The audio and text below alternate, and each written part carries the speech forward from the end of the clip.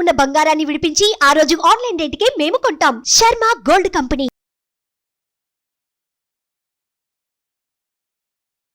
అందరికీ నమస్కారం. ముందుగా ప్రేక్షకులందరికీ క్రోధినామ సంవత్సర ఉగాది పండుగ శుభాకాంక్షలు. అయితే ఉగాది పండుగ అనగానే మనందరం కూడా ఈ సంవత్సరం మొత్తం మన రాశి ఫలాలు ఎలా ఉన్నాయి, ఈ సంవత్సరంలో మనకి ఆదాయం ఎంత ఉంది, వ్యయం ఎంత ఉంది, ఇవన్నీ కూడా డీటెయిల్డ్గా తెలుసుకోవాలని చాలా ఇంట్రెస్ట్గా వెయిట్ చేస్తూ ఉంటాం కదా.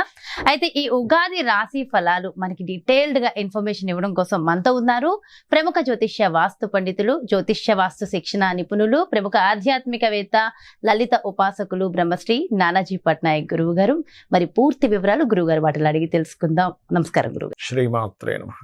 గురుగారు, మరి ఈ క్రోధినామ సంవత్సరంలో కన్యా రాశి వారికి ఆదాయం ఎలా ఉంది, వ్యయం ఎలా ఉంది, రాజపూజ్యం, అవమానం డీటెయిల్డ్ గా వివరించండి గురుగారు. అలాగే అమ్మా, ఇక్కడ పంచాంగం కనుక తీసుకుంటే ఉగాది సంవత్సర పంచాంగంలో మనం చూసుకునేది ఆదాయం వ్యయం కన్యా రాశి వారికి 5-5గా ఉంది.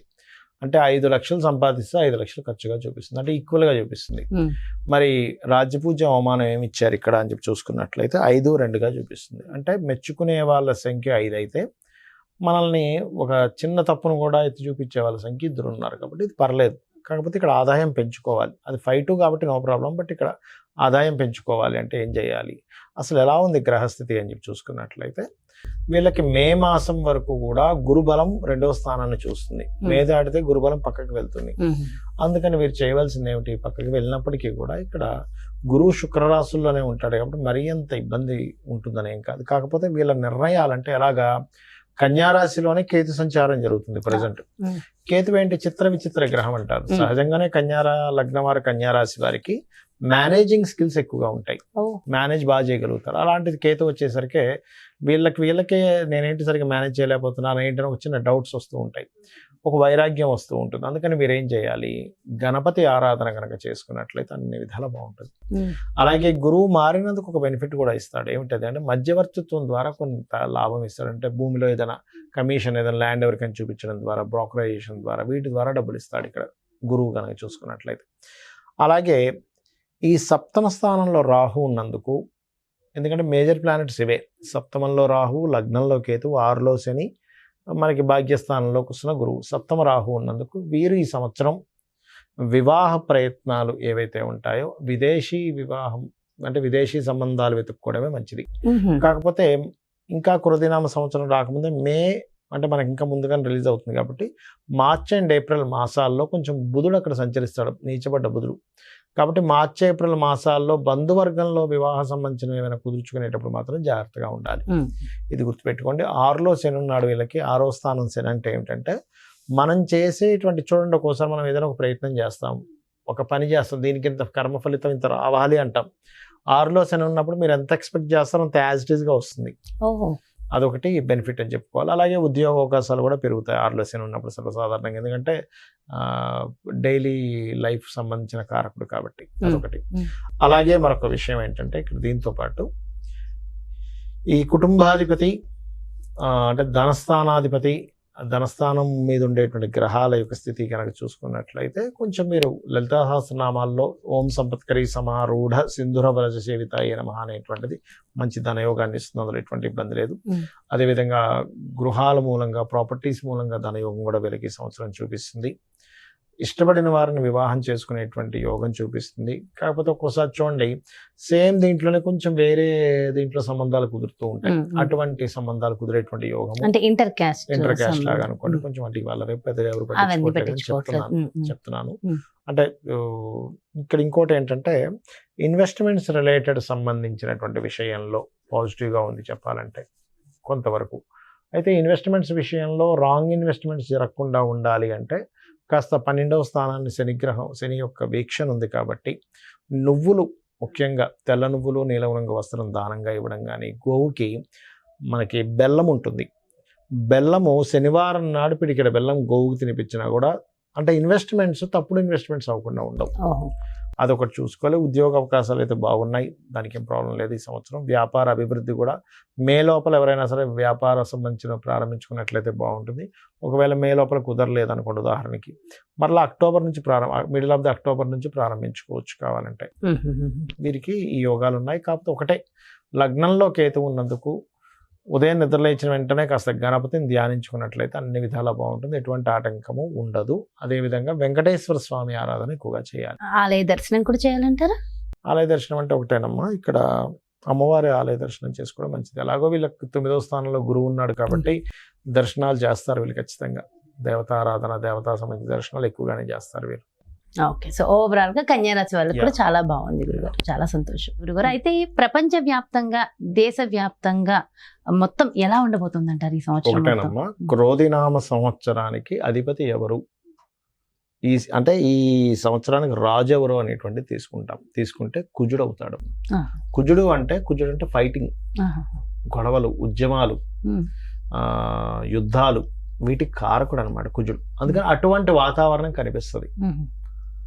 అయితే లక్కీ ఏంటంటే కాలసర్ప దోషం నుంచి గురువు బయట ఉన్నాడు, అది కొంత సేఫ్ ఇస్తుంది. బట్ ఏదైనా కానీ కొంచెం యుద్ధ సంబంధంగా, అంటే రాజులకి ఇప్పుడు చూడండి అప్పటిదాకా అక్కర్లేదు, మనకి ఫిబ్రవరి నుంచే స్టార్ట్ అయింది దాని ప్రభావం. ఎందుకంటే ఈ రవి మనం జనవరిలో మనం చెప్పుకున్నప్పుడు కూడా చెప్పుకున్నాం, కొంచెం ఈ సమయంలో కొంచెం ఈ బాంబు పేలుళ్ళని, లేకపోతే ఈ గొడవలని, కొంచెం ఈ యుద్ధ నౌకల్ని ట్రాప్ చేయడం అని, లేకపోతే అంటే నౌకా దళాల మీద, లేకపోతే నౌకల మీద, అంటే జలరాశుల్లో కుజుడు శని ఉన్నారు కాబట్టి నౌకల మీద అంటే దాడి చేయడం, దాన్ని హైజాక్ చేయడం లాంటివి ఉంటాయని చెప్పుకున్నాం లాస్ట్. అట్లాంటివే జరిగింది ఈ మధ్య అంతా కూడా.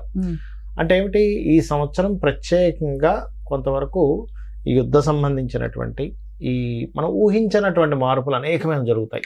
అంటే అసలు లాస్ట్ మినిట్ వరకు ఇది మారదు, ఇలాగే జరుగుతుంది అనుకుంది, అది సడన్ గా మార్పు వచ్చేస్తుంది. అసలు ఎవరు ఎక్స్పెక్ట్ కూడా చేయరు, అసలు ఇలా జరుగుతుందా, ఇలాంటివి కూడా జరుగుతుంది అసలు ప్రపంచంలో అన్నట్టుగా జరుగుతుంది. అన్ని మార్పులు ఇస్తారు, ఏదైనా కావచ్చు. అంటే టెక్నికల్ గా హై లెవెల్లో మార్పులు చూస్తాము, రాజకీయంగా హై లెవెల్లో మార్పులు చూస్తాము, గుర్తుపెట్టుకోండి. అసలు మోసాల లెవెల్లో కూడా హై లెవెల్లో మార్పులు చూస్తాం.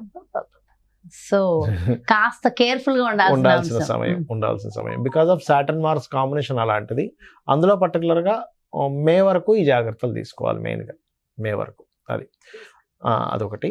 ఇక మిగతా అంశాలు కనుక చూసుకుంటే గనక, అంటే వీళ్ళు మరి ఇప్పుడు ఈ యుద్ధ సంబంధించిన ఇవన్నీ అనుకున్నాం కదా, మరి రకరకాల దేశాల్లో మన ఇండియన్స్ ఉంటారు, అందరూ కూడా మనుషులే కాబట్టి వీళ్ళెవరూ కూడా ఇబ్బంది పడకుండా ఉండాలి అంటే ఒకటే గుర్తుపెట్టుకోండి, కాలభైరవ అష్టకము, కాళికాదేవి యొక్క స్తోత్రాలు, కాలభైరవ అష్టకం కానీ, నృసింహస్వామి యొక్క స్తోత్ర పఠనం చేయడం కానీ, ఆంజనేయ స్వామి యొక్క ఆరాధన చేయడం కానీ, ఇవి గనక చేయగలిగితే, లేదా మీకు దగ్గరలో గోశాల ఉంది, గోవులకు కాస్త బెల్లము, అదేవిధంగా నువ్వులు కాదు సారీ బెల్లము మరియు క్యారెట్లు, నువ్వులు తినిపించకూడదు, పొరపాటు నువ్వులు అన్నాను, నువ్వులు అస్సలు తినిపించకూడదు, బెల్లము క్యారెట్స్ తినిపించాలి. నువ్వులు దానం మాత్రమే ఇవ్వాలి. చాలామంది అంటుంటారు, ఏమంటే నువ్వులు మేము తినిపించాలా అని అడుగుతూ ఉంటారు, ఏది పురోహితుడు తీసుకోవట్లేదని.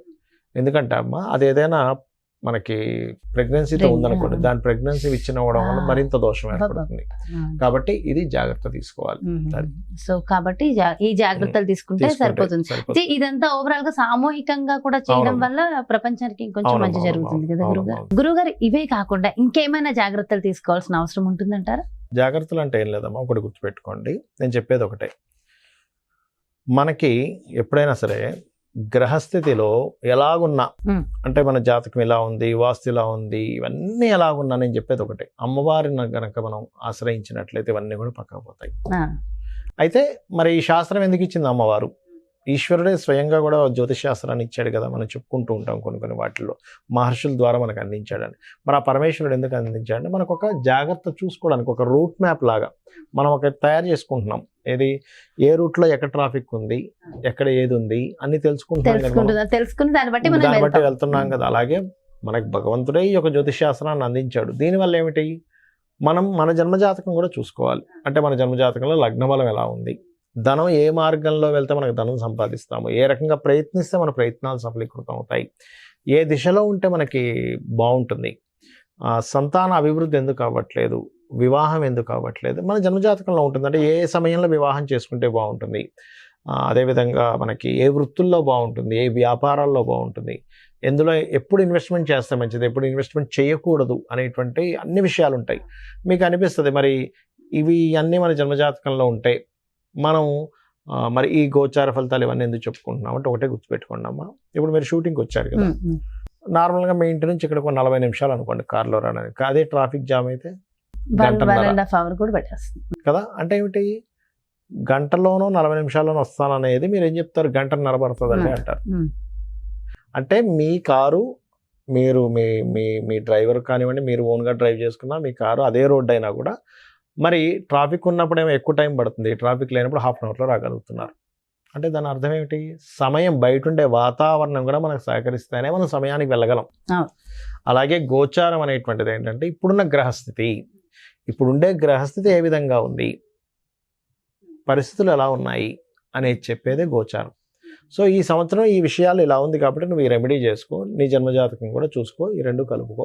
జ్యోతిష్య పండితులు ఉన్నదే అందుకు. ఇంకోటి ఏంటి, నేను ఒకటే చెప్తా, నా జాతకం ఎలా ఉంది, నా దశ ఎలా ఉంది, పాడైపోయింది ఏం పెట్టుకోకండి, అమ్మవారిని నమ్ముకోండి, అమ్మవారు అంతా దారి చూపిస్తుంది మనకి. ఎలా ఉన్నా జాతకం ఎలా ఉన్నప్పటికీ ఎలా ఉన్నా అమ్మవారు చూపిస్తుంది. ప్రధానం అంటారు. అమ్మని చేయి పట్టుకుంటే తిండి కొదవ ఎలా ఉండదో, అమ్మవారిని పట్టుకుంటే వాడికి దేనికి కొదవ ఉండదు. ఎంతో చక్కగా చెప్పారు గురుగారు. అంటే ఎంతో ఒక ధైర్యం, ఒక మోటివేషన్ అంతే కదా. అమ్మని పట్టుకున్న వాడికి తిండి కొదవ ఉంటుందా? ఏమి ఉండదు, అమ్మాయి చూసుకుంటుందండి. అలాంటిది అమ్మవారిని పట్టుకుంటే దేనికి కొదవ ఉంటుంది? అంతే. ఎంతో చక్కగా, ఎంతో చక్కటి ధైర్యాన్ని, స్థైర్యాన్ని అందించారు. థ్యాంక్ యూ సో మచ్ గురువు గారు. నమస్కారం. శ్రీమాత్రే నమః. సో చూసారు కదండి, మరి ఇది క్రోధినామ సంవత్సరంలో మీ యొక్క రాశి యొక్క ఫలితాలు పూర్తిగా ఎంతో చక్కగా వివరించారు కదా గురువు గారు. మరో చక్కటి ప్రత్యేకమైన కార్యక్రమంతో మళ్ళీ మీ ముందుకు వచ్చేస్తాను. మరి అదేవిధంగా మీ యొక్క జాతకానికి సంబంధించి కానీ, లేదంటే మీ ఇంటి వ్యాపార వాస్తుకు సంబంధించి కానీ గురువు గారిని సంప్రదించాలి, అపాయింట్మెంట్ కావాలి అనుకుంటే క్రింద డిస్ప్లే అవుతున్నటువంటి నెంబర్స్ కి కాల్ చేయండి. నమస్కారం. సుమన్ టీవీలో మీ పర్సనల్ అండ్ బిజినెస్ ప్రమోషన్స్ కోసం కింది నెంబర్కి కాంటాక్ట్ చేయండి.